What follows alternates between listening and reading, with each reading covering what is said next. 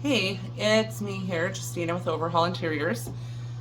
I figured I would do a little post on five-piece panel or five-piece doors. We do refinishing and refacing. The majority of our work, the kitchens that we work on, are five-piece doors. The odd occasion we'll have like a solid plywood or a solid, like a straight panel, or a full one-piece MDF door, but the majority of the doors that we work on are five-piece. So this is an example of a five-piece door. So you've got the stile and the rails. I'm not sure, it might be rail or stile rail, I'm not sure. But this outside part is the stile and rails, and this is the center panel. So that makes five pieces.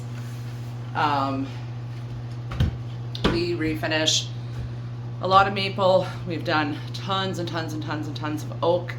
And one common thing, like, and I didn't actually even learn this until the last few years. I always thought it was nice to have all those gaps. I'll just show you, hold on. Before I knew better, I thought, like a lot of our customers do, that it's nice for those gaps to be filled. And I've only ever caulked one kitchen, because I've always known caulking, you don't use that in there. But sometimes when you're spraying outdoors, these gaps, especially on oak, they can be quite tight. So when you spray it, the paint or product that you're using likes to sit in there and fill in the gaps. Sometimes it fills in nice and evenly, and for a lot of years I would just leave it because it looked good. Sometimes it'll fill and then there'll be a little gap, and then, it's called bridging. Customers have called it bubbling. And if it's uneven, like say if product settles in that gap, there's a little spot in there, or it's uneven, we'll go in with a brush after the fact and fill it. However, that is actually not the ideal. That's not ideal. These doors have a floating center panel. The way that they're built allows for expansion and contraction of wood, and whatever. So these gaps are actually supposed to be completely clean.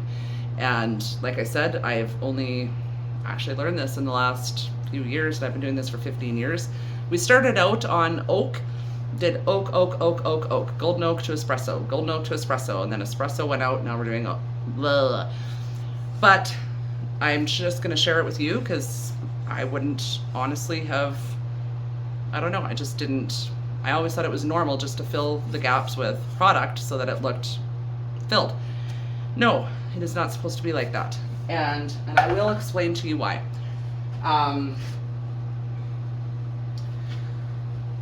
Any wood, solid wood construction, so where you've got the wood style, sorry, that's probably going to happen again, and you've got the wood center panel, you're going to have expansion and contraction, just like with a hardwood floor, just like anything wood moves, and that is why these panels have that gap there to allow for the expansion and the contraction. Now, when you have a stained finish, I'm just going to see if I can zoom in on this here. When you have a stained finish, you can see that line there that's not stained. Let me see if I can find a better shot. Okay, you can sort of see it there, but that is, you can see the lighter part in there. So when this door was originally sprayed, you wouldn't have seen that line. Over the years, it's expanded, contracted, You can see the line that originally, this section of the center panel would have been originally under the stile and rails, but it is moved. So you have an unsprayed portion of the door. And when you've got like a natural wood finish, it's really common. It's called picture framing, and it happens. So that is why we like to keep those gaps clean, because if they're not cleaned out and you try to fill them, and I'm going to show you an example of a really crappy oak door, but this is what happens. So you can see this was a, and I mean, it used to have this thing has been done, it's just a shitty door, but the gap here has been filled, and you can also see where the gap was filled and it's moved. Now, why does it move on this side, not on that side? Not a clue. Why do some doors shrink and expand, others don't? Not a clue, but they do. And like that's got to be, oh, for sure, 1/4 of an inch movement on that side.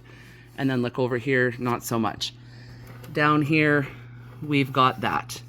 So if you are spraying any door, but it really happens a lot, and you're filling that gap, it's gonna move, and that's what ends up happening.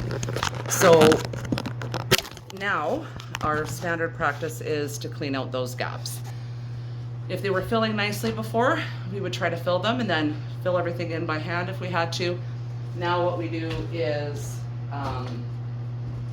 take a dental pick, and before, and even with new doors, like, because we do refacing as well, but we will take a dental pick and clean out those gaps, because especially once you're done refinishing, you've got junk, you got all in there. Spray it out and make sure those gaps are cleared.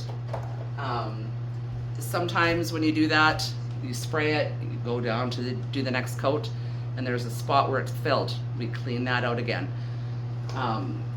So for a lot of people, oh, well, should it be caulked? No, it should not be caulked, because the caulking is going to move.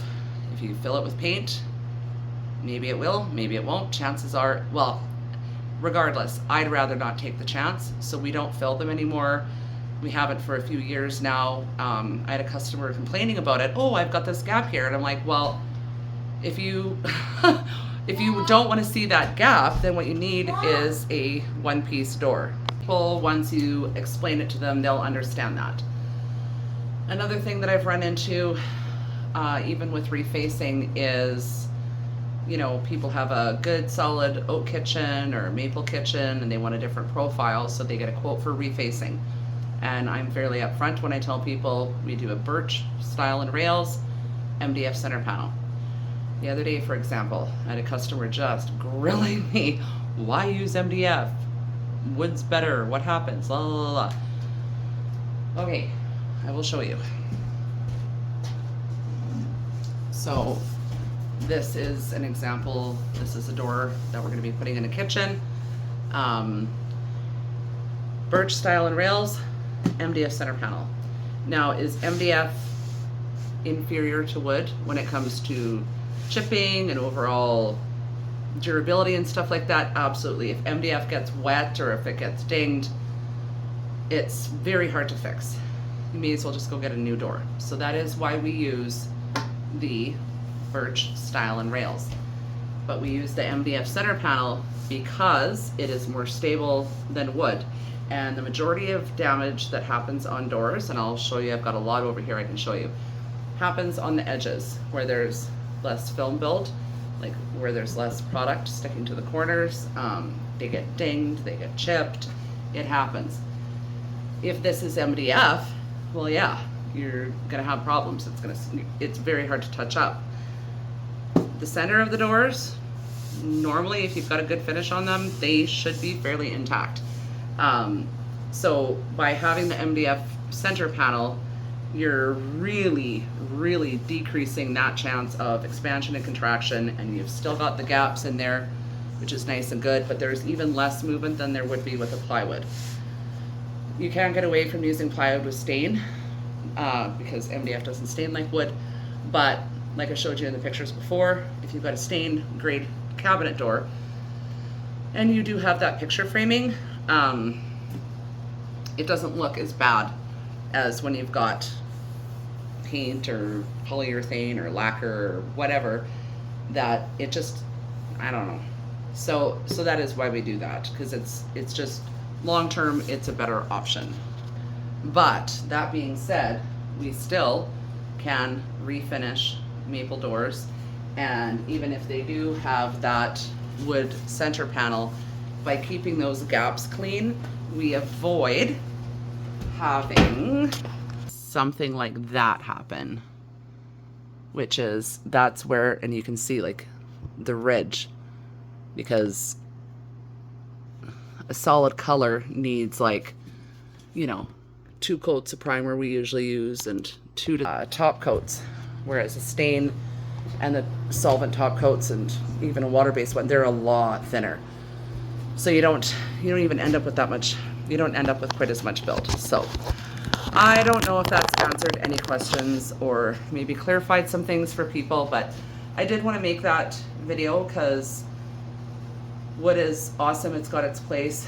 MDF also has its place. I don't think its place is on the outside edges of doors, but oh, I was going to show you. So these are doors that are being prepped. This is a maple kitchen, and you can see all along the edges, right? This one I went through and I've already double sanded it, but the wear that happens is it's always on the edges. So you do not want, in my, have MDF on the outsides, but on the insides, like, we can sand it just fine. There's nothing wrong with it. You know, damage normally that happens to doors happens on the edges and on the stiles and rails. So long story short, 5-piece panel doors need gaps. Do not fill them. If you need to fill them, be prepared to touch them up. Be prepared for the mess that you're going to be dealing with. We don't do oak kitchens anymore. We'll reface oak kitchens, but we don't do oak doors anymore just because they take a lot of work to fill the grain. They have way tighter gaps. It is what it is. I mean, we did it for years and like most of the kitchens are fine. But like I said, you can have one side of a door shrink, not the other. You can have 5 doors and an entire kitchen shrink and the other ones are just fine. So that's why we use the MDF center panel.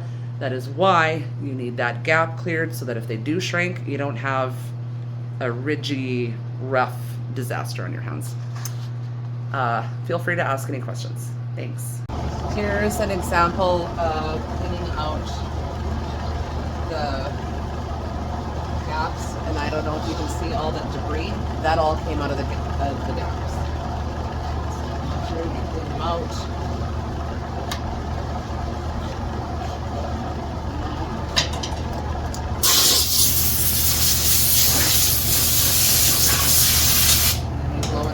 Because if that, even that stuff that we just cleaned out of the gaps, that can actually contribute to filling, which we don't want. Excuse the compressor running in the background, but here's an example of where I cleaned it out and it filled. Same with there. The rest of it, I haven't inspected. Looks, oh yeah. There. See, so it's not, like, it takes effort to keep those gaps clean. Turned off now, but as you can see from what I just showed you, it takes effort to keep those gaps clean. I cleaned those out, blew them out, Why is it tighter in some spots than others? Couldn't tell you. If it continues to fill as we continue to clean it out, we will go through and fill it, like by hand, but I will continue to try to clean that out as we go through the door. And you can see here as the paint settles where it's filled. So of course you don't want it to look uneven like that. If all the appropriate steps and it is still filling, well then you need to do your best to make sure it looks good, and then we'll go through and fill it by hand. But